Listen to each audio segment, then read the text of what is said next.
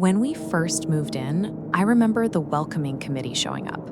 It sounds normal when I say it like that, like a bunch of neighbors bringing food and being friendly. Four people knocked on our door, smiling, holding a casserole, a gift basket, and a manila folder. They came in, made small talk, and one of them even gave me a Snickers bar.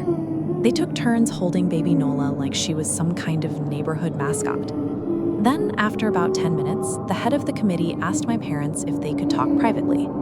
I was sent to my room. But I was 6, and my room door didn't shut properly, so I sat on the floor with my ear pressed against the crack and listened.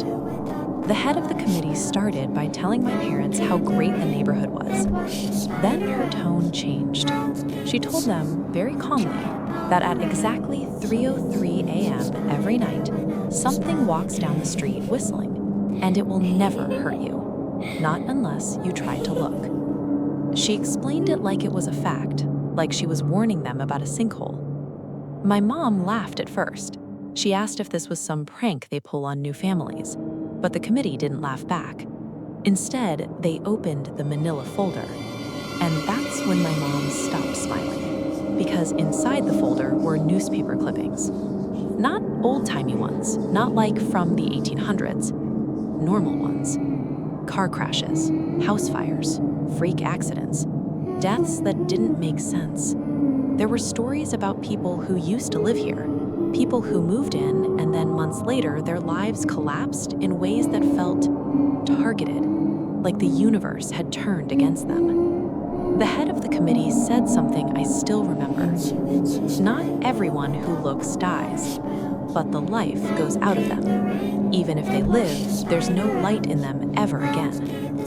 I heard my dad ask, "So what is it?"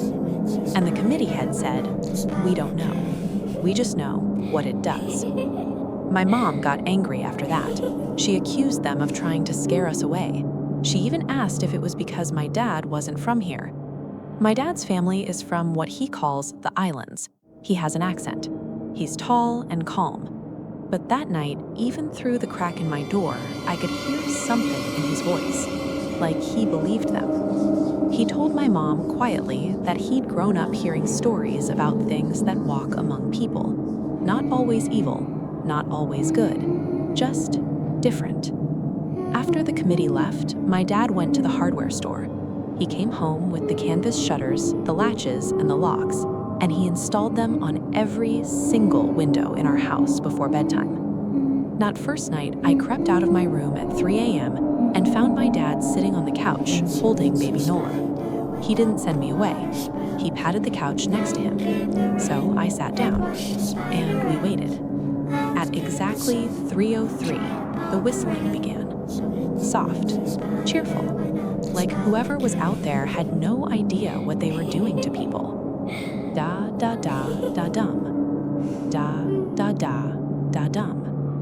It came, it passed, and it faded away. And my dad just sat there, holding my sister, staring straight ahead, like his eyes were afraid to betray him. That's when I understood. This wasn't a ghost story. This was a rule you followed or you paid. Would you trust the welcoming committee, or would you assume it's a prank and try to prove them wrong?